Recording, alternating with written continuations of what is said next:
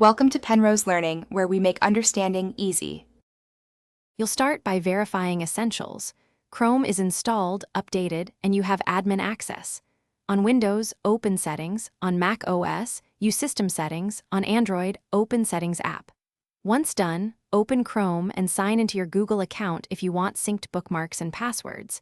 Make sure to close other browsers to avoid confusion.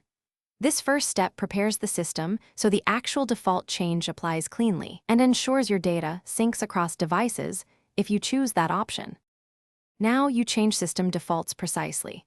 On Windows 10/11, go to Settings, Apps, Default Apps, then assign Chrome for HTML, HTML, HTTP, and HTTPS. Do each file type so links always open correctly.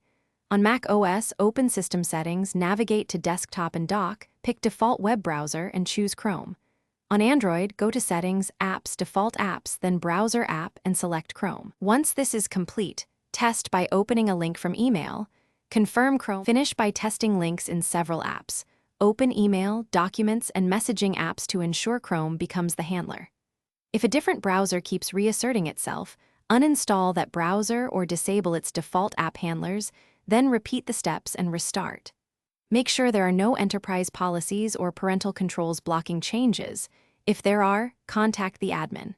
If problems persist, reinstall Chrome, restart the OS, then set defaults again.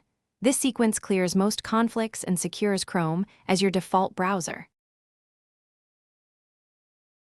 Thanks for watching. If this was helpful, leave a like and consider subscribing. See you next time.